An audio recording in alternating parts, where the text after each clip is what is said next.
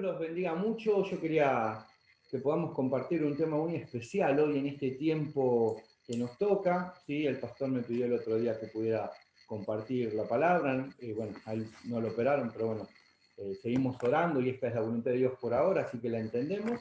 Y bueno, yo había preparado un tema que Dios puso en mi corazón, ¿no? En esta semana estuve orando, estuve viendo, y se relaciona un poquito con algo con una pregunta que está en la Biblia, más que con una pregunta, con una afirmación que está en la Biblia, que nosotros en la escuela dominical, los que están en la escuela dominical, la estuvimos viendo la semana anterior y hace 2 semanas ya que lo venimos viendo, que nos encontramos en Jueces capítulo 6, versículo 13.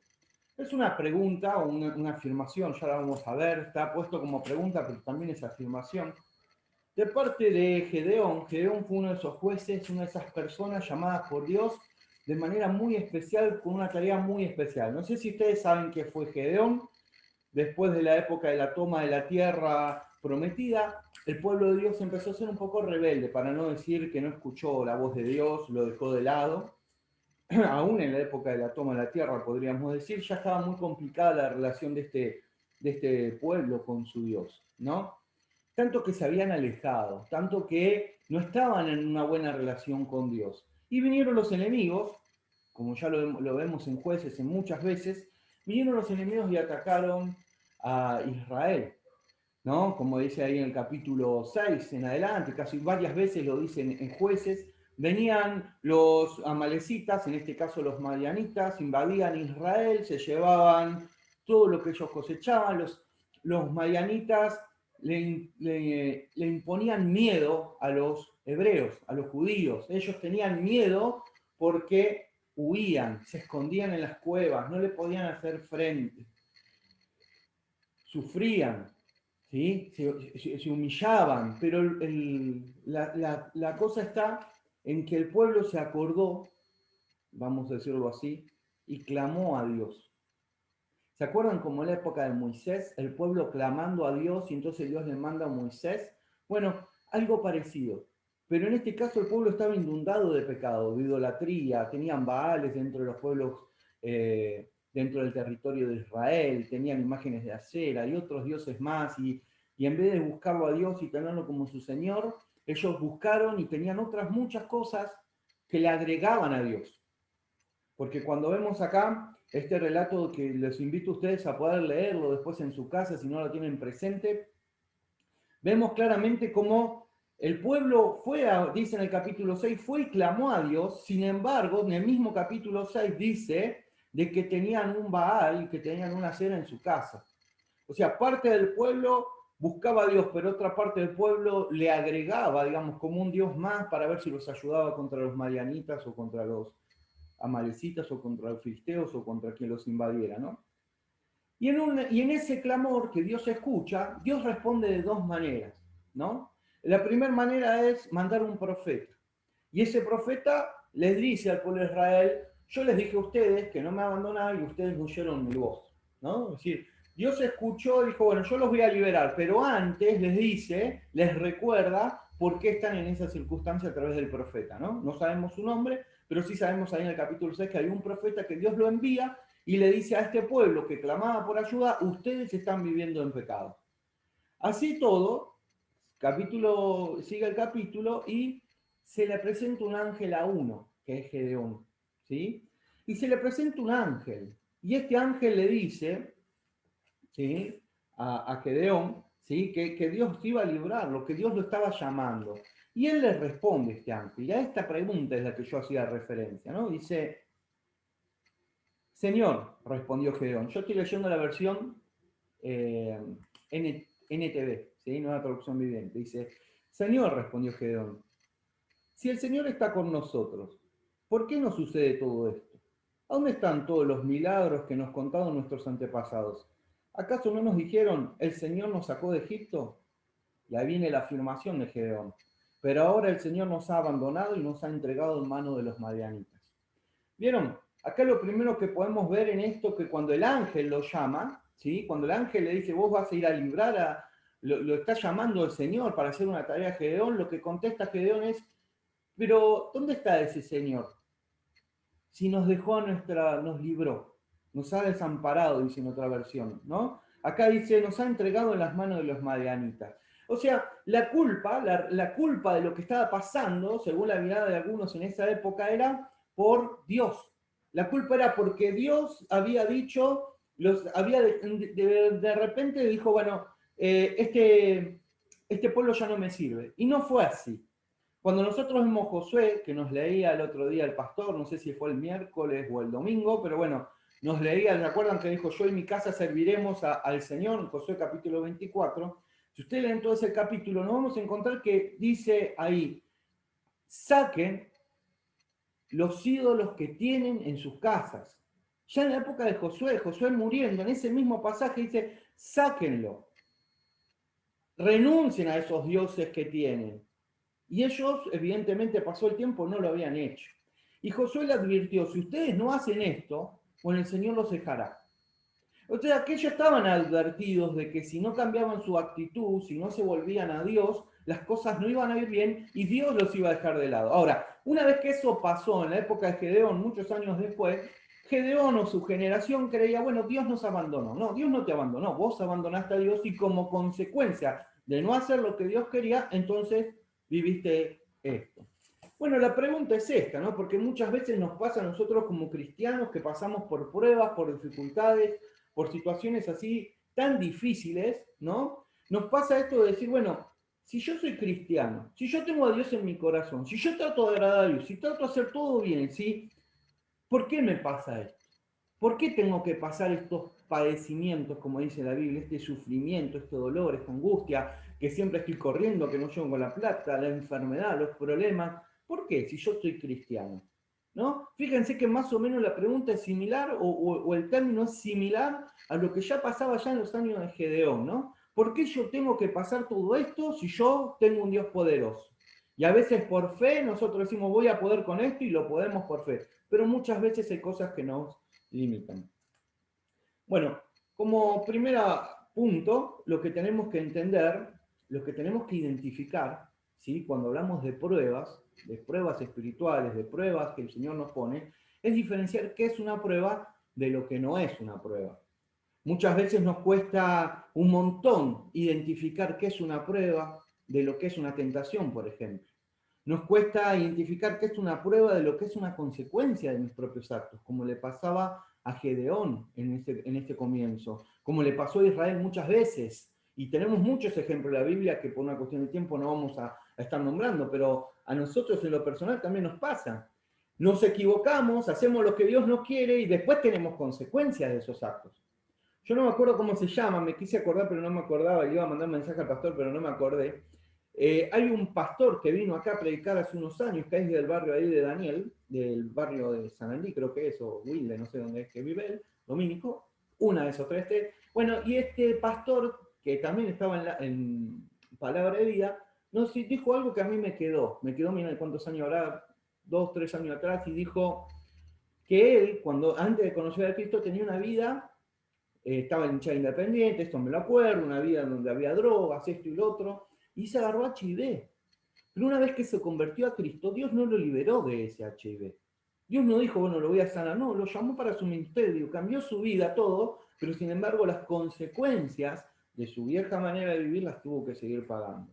Y así podemos ponernos un montón de ejemplos, decir, bueno, a veces son pruebas y a veces no son pruebas.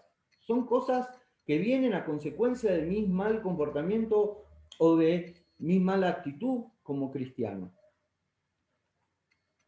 Vamos a ver uno de los principales problemas que tenemos antes de continuar, ¿no? Por los cuales nos confundimos. ¿Qué es lo que nos pasa, no? Como decía, muchas veces las consecuencias de nuestros pecados están relacionados con nuestra propia mirada. Quizá no nos damos cuenta, pero tenemos actitudes egoístas, que capaz que recurrimos a mentiras, capaz que por encubrir alguna cosa nosotros hacemos otra, capaz que caemos en adicciones, capaz que tenemos un montón de consecuencias producto de nuestros propios pecados. Yo sé que tengo que hacer algo que Dios me dice, que estoy viviendo de una manera que Dios no quiere, sin embargo, no lo hago. Sigo haciendo esto y esto está mal. A veces también tiene que ver con nuestra mirada. ¿A dónde apuntamos nuestra mirada? Si mi mirada se apunta a lo terrenal, entonces voy a hacer mi esfuerzo para obtener lo terrenal, por más que venga a la iglesia, por más que ore, por más que lea la Biblia. Si mi objetivo es tener una buena posición económica, tener una carrera, si mi objetivo pasa por ese lado, entonces mi mirada va a estar centrada en lo que yo puedo lograr acá en la tierra y no en cuál es la misión espiritual que Dios me dio a mí en mi vida. ¿Qué es lo que Dios quiere que yo haga en mi vida? Vamos a ir a un pasaje que es reconocido, que está en Colosenses, capítulo 3, del 1 al 3, que dice así: si habéis resucitado con Cristo, yo creo que todos los que somos cristianos y todos los que estamos acá, o la gran mayoría, hemos resucitado con Cristo, buscar las cosas de arriba, donde está Cristo sentado a la diestra de Dios. Poner la vista en las cosas de arriba y no en la de la tierra, porque habéis muerto y vuestra vida está escondida con Cristo en Dios. Esto está en Colosenses 3, del 1 al 3, ¿no? Es decir, el apóstol Pablo le decía a esa iglesia: miren lo que viene de Dios, presten atención a lo de Dios y no a lo que los rodea. A veces como cristianos no nos damos cuenta, pero por ahí estamos más atentos a las cosas que necesitamos, a lo que quiero, a lo que me parece. Y perdemos esta perspectiva espiritual. Vuelvo a decirlo, si mi mirada se basa en obtener cosas terrenales, entonces no estoy mirándolo a Cristo, como dice el apóstol Pablo a Colosenses, sino que estoy mirando las cosas de la tierra. Y el apóstol dice, bueno, no dice que lo condena, dice, es nuestra conducta, es nuestra acción. Cambiemos a dónde estamos mirando. No es que el apóstol Pablo le hace toda una crítica de su comportamiento, no, le está diciendo: miren las cosas de arriba, donde está Cristo, ¿sí? Sentado a la diestra de Dios. Ahí es donde tenemos que apuntar. Lo principal de nuestra vida, lo principal mientras estemos en esta tierra, tiene que ser sí o sí mirar las cosas de arriba. Después lo otro va a venir por añadidura. Después las bendiciones van a venir porque Dios te las va a dar, pero vos tenés que dedicar tu vida a las cosas de Dios. Yo pienso, ¿no?, que a veces cuando vamos pasando por diferentes edades, los niños, los adolescentes, los jóvenes, los adultos, y cada uno va logrando experiencias y cosas de su vida, ¿no?, de acuerdo a muchas cosas que van viviendo. Pero es importante, más que nada para los adolescentes, para los jóvenes, ¿sí?, acordarse de esto, acordarnos de esto. Tenemos que pensar que mi vida la voy a desarrollar en virtud de servir al Señor y no en virtud de tener un objetivo personal, porque eso espiritualmente no nos estaría haciendo bien. No digo que esté mal que tengamos una carrera, ni que busquemos tener las mejores cosas, todo eso está bien, pero siempre que esté por debajo de lo que Dios te marca para tu vida, de lo que Dios quiere para tu vida, es lo que uno tiene que buscar. Por ahí una persona mayor puede decir, bueno, pero yo ya mi vida ya la hice, yo ahora no voy a hacer esto, lo otro. Sin embargo, pensemos que hay personas en la Biblia, como Moisés, como Caleb, como Josué, que eran personas grandes, de mucha edad, y Dios los llamó a cumplir una tarea. Y tenemos otros muchos ejemplos. Dios tiene, aún hoy, en la edad que tengas, un llamado para una tarea que vos podés hacer y que Dios está esperando que hagas. Y esto es fundamental que lo entendamos. Así que nuestra primera mirada tiene que ver hacia dónde yo apunto. Si yo apunto como el caballo, ¿no?, si yo apunto a la cruz de Cristo y a entender la vida desde el punto de vista espiritual que Dios quiere, entonces voy a hacer lo que Dios quiere y la vida me va a ir mejor, aunque ahí vamos a tener un montón de pruebas. Pero si yo estoy viendo lo terrenal y de lo terrenal tengo consecuencias, entonces no puedo creer que eso es simplemente una prueba, porque no es una prueba. Son consecuencias de pecado, son consecuencias de mirar lo terrenal. Si yo me endeudo para poder comprarme un celular, doy un ejemplo sencillo, y después no llego a fin de mes y saco del diezmo o saco de la ofrenda para pagar esa cuenta del celular, porque en aquel momento no calculé bien cuando dije lo voy a pagar, entonces el problema es mío. El problema es mío, el problema es que no calculé primero, el problema es que no dejé primero a Dios, sino que lo primero que quise fue ese celular. Y lo tomo como un ejemplo para que podamos entender cuando nuestra mirada no está puesta en las cosas de Dios, ¿no? Las cosas de Dios tienen que ser lo primero para nosotros y después todo lo otro. Aunque no tengas ese celular, aunque no tengas esa zapatilla, aunque no tengas todos los bienes que puedas tener, lo primero que tenemos que apuntar como cristianos es a mirar, como decía el apóstol Pablo, donde está Cristo. Porque si nosotros apuntamos donde está Cristo, vamos a entender un significado completamente diferente para nuestro espíritu y para nuestro servicio a Dios. Otra de las cosas que nos puede llamar la atención es que no sabemos qué estamos haciendo. Mi servicio a Dios, mi ministerio, mi trabajo, ¿qué hago? Nada. Paso mi vida cristiana sin encaminarme hacia un objetivo, porque nunca se me planteó un objetivo espiritualmente. Nunca entré a la iglesia con el objetivo de servir, sino de ir, escuchar una palabra, escuchar un mensaje, juntarme con mis hermanos. Eso es bueno, alabamos al Señor, pero yo en lo personal no estoy siguiendo hacia el objetivo porque no siento que haya un objetivo que yo tenga que seguir.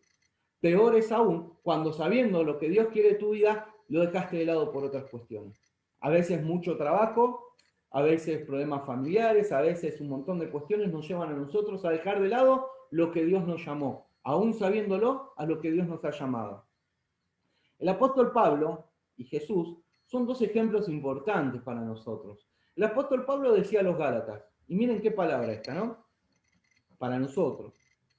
Con Cristo estoy juntamente crucificado. Ya no vivo yo, mas vive Cristo en mí. Y lo que ahora vivo en la carne, lo vivo en la fe del Hijo de Dios, que me amó y se entregó a sí mismo por mí. Gálatas 2:20.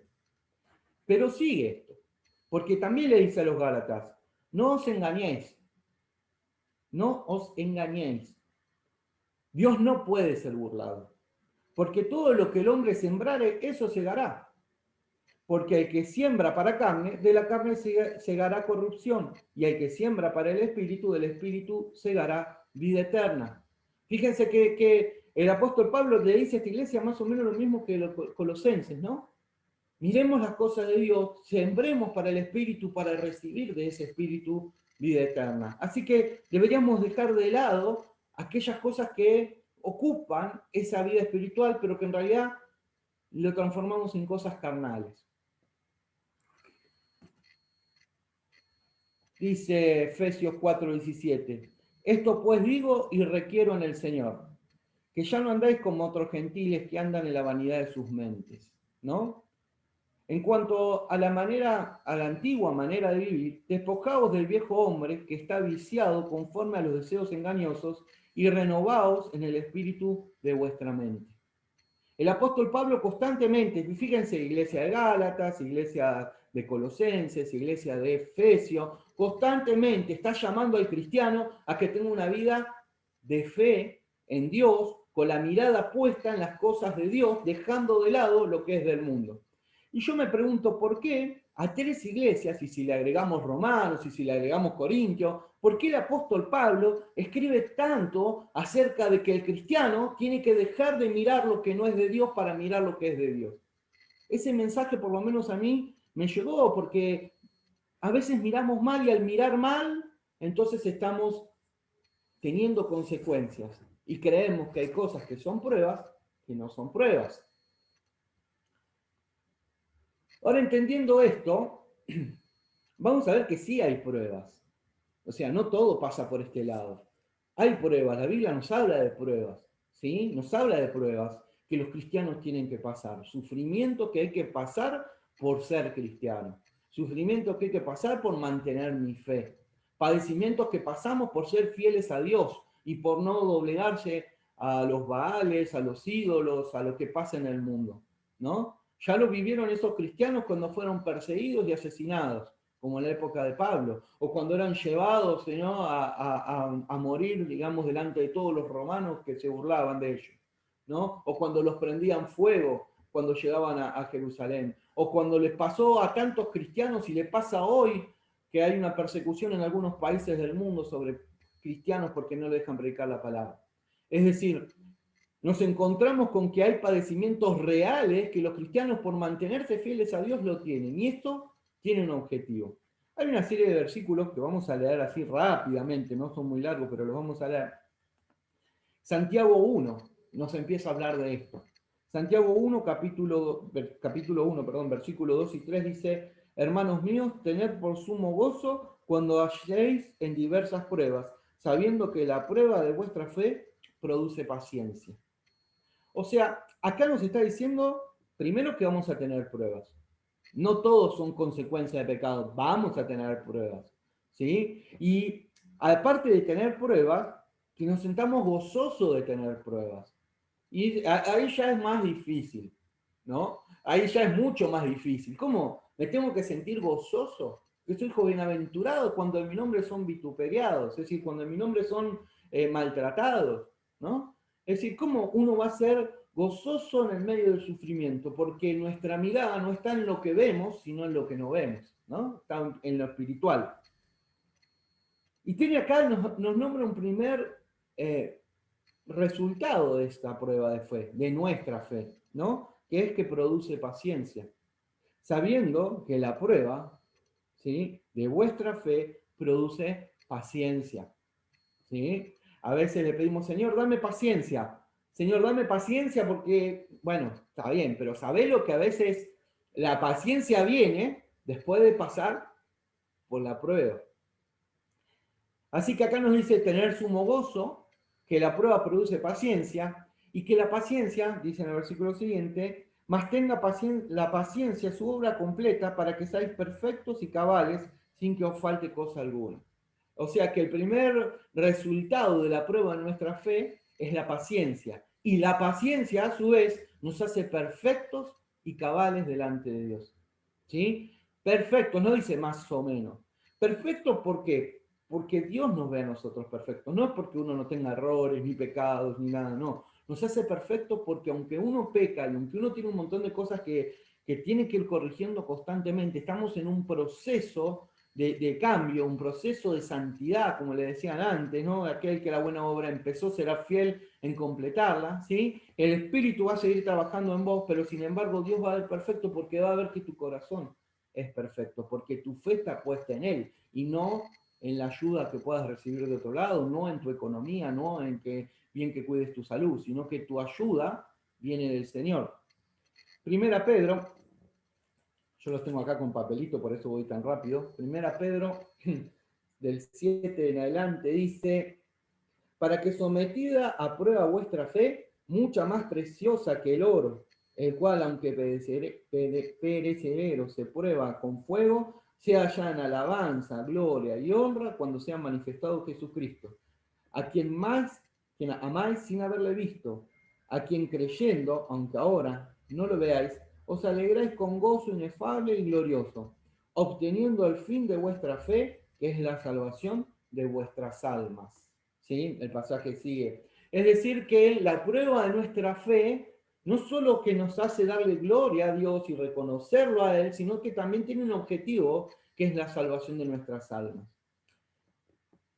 No todos los que escuchan la palabra, no todos los que pretenden servir al Señor son salvos o van a ser salvos porque no van a pasar por esas pruebas. Las pruebas sirven para que la fe se fortalezca.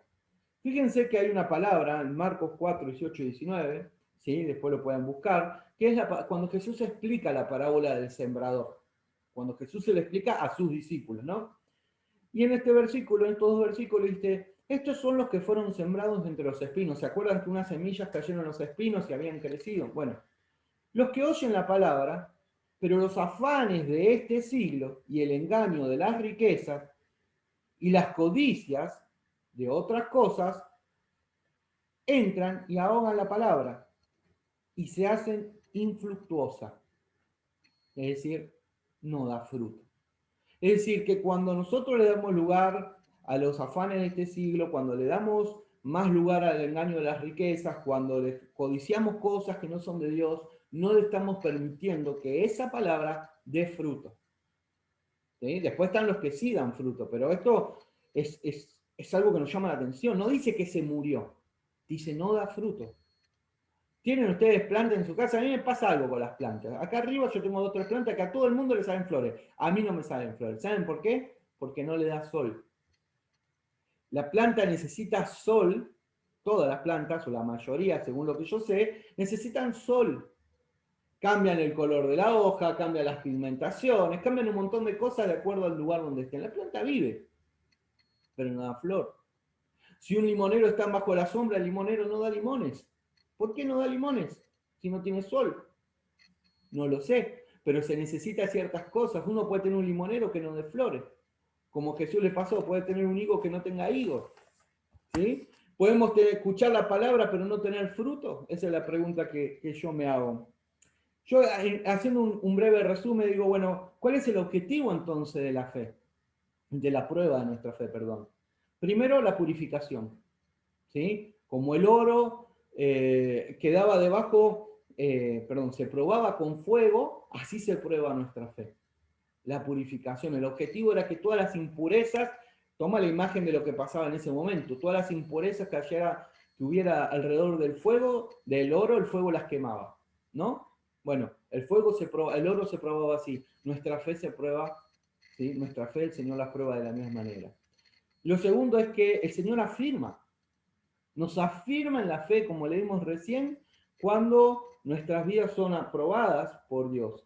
Porque cuando pasaste por una prueba, solo suficientemente fuerte, como dice en 2 Corintios capítulo 1, para ayudar a otros que están pasando por esa prueba.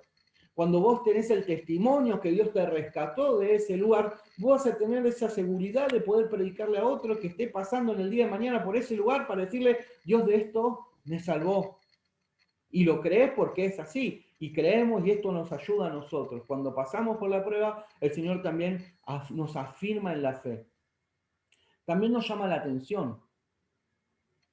Ningún versículo de la Biblia nos habla de que no aprobaron algo y de repente por eso fueron condenados. Sino que vemos que siempre, cuando hay una dificultad, el Señor da una segunda oportunidad. ¿Se acuerdan de la mujer que le llamaron adúltera? ¿Se acuerdan? Jesús dijo, ni yo te condeno, vete y no peques más. Cuando le habla a las iglesias en Apocalipsis, le dice, bueno, cambie lo que está mal, lo parafraseo yo, cambie lo que está mal, porque si no voy a venir y voy a sacar el candelabro, es decir, le voy a sacar la bendición, pero es su actitud, es su decisión, cambien, corrijan, modifiquen lo que está mal, y entonces de esa manera yo voy a estar con ustedes. Lo mismo le pasó a Gedeón cuando le dijo el ángel o el profeta, ustedes han pecado, ustedes tienen que dejar eso para servir al Señor. A veces nosotros nos quedamos con lo que Dios nos puede dar y hasta ahí. Cuando lo recibimos, hacemos como una marcha atrás, como que algo nos para. Y ahí es donde tenemos que dar el acto de fe. Así que dar testimonio es bueno, nos ayuda a nosotros, pero también ayuda al hermano.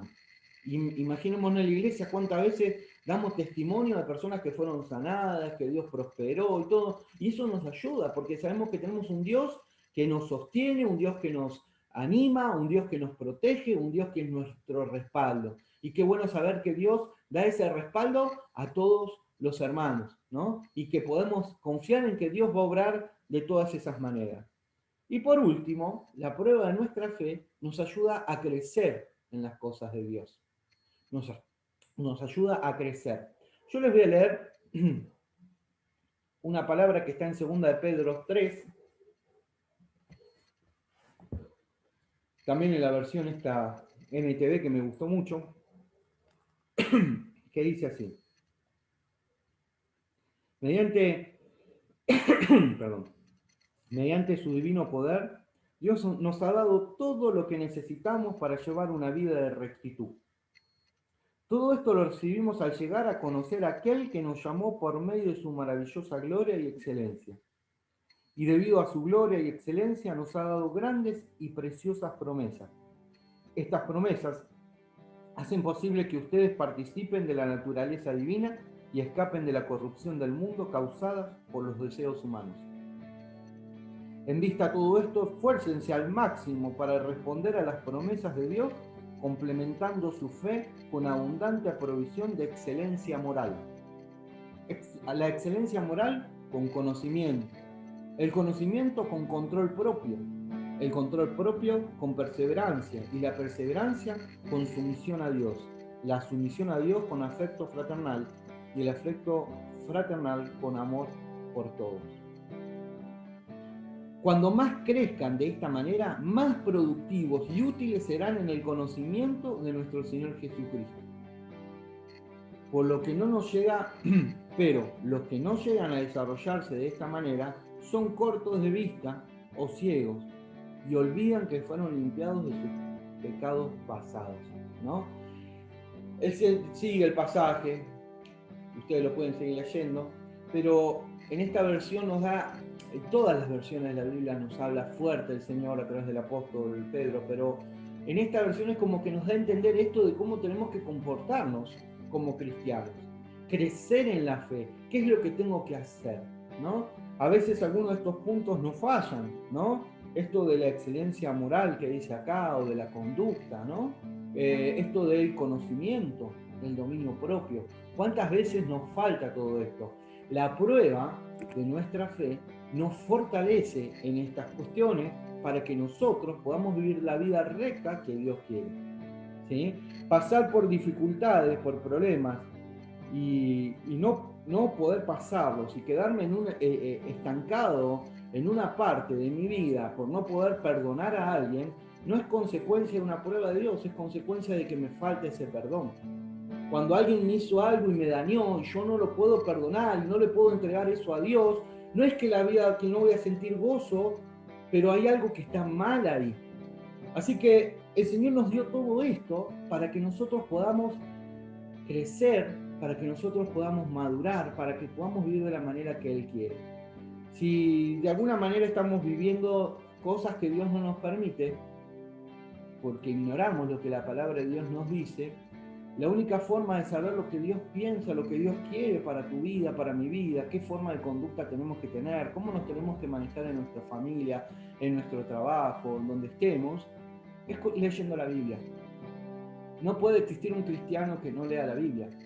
No puede existir un cristiano que solo se base en lo que escucha en un Zoom, en una radio, en una alabanza. El cristiano tiene que dedicar su tiempo a leer la Biblia, a estudiarla, estar en oración con Dios, ¿no? Que después vienen las consecuencias. Algo que me llamó mucho la atención, pero muchísimo la atención, en la historia de Gedeón, que ustedes se acordarán, y si no después lo leen y se la acuerdan, es lo siguiente. Cuando Gedeón se encuentra con el ángel, esto está en Jueces capítulo 6, le dice esto. Y entonces, ¿saben quién le contestó? El Señor. Dios envió a su ángel para hablar con Gedeón, pero de repente en esa conversación apareció Jehová.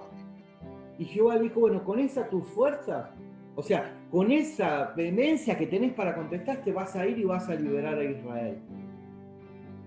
Pero dicho esto, Gedeón se da cuenta que es el Señor y le dice, no te vayas, déjame que te ofrende.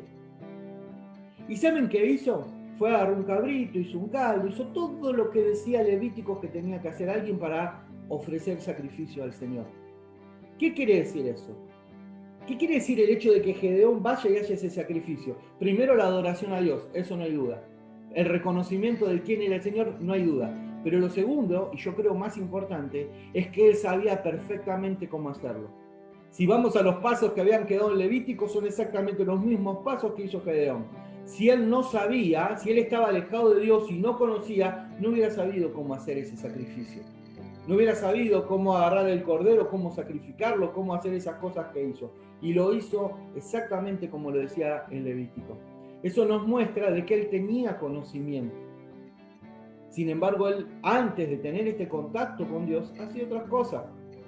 Habían decidido esconderse, habían decidido ir a una cueva a esconderse cuando venía el enemigo.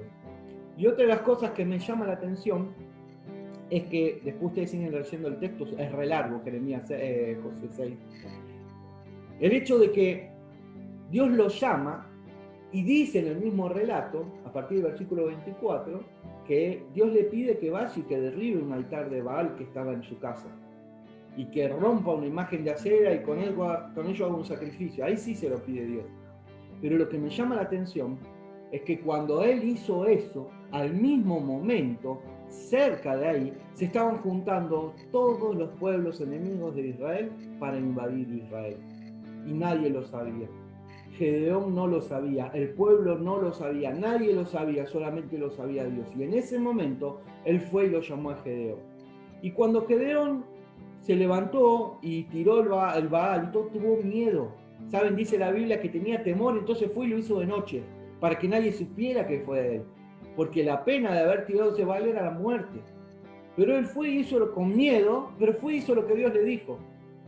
Y entonces ahí vino todo su pueblo, los que vinieron a su casa para matarlo. Y de ahí la historia de que cuando se enteraron que vienen los enemigos, no sé de dónde, no sabemos cómo, vino el Espíritu de Dios, él agarró un cuerno, tocó un cuerno, y cuando tocó el cuerno, vinieron en su apoyo montones de gente de todos pueblos, de otras naciones, o sea, judíos, pero de otros pueblos judíos, en apoyo a Gedeón.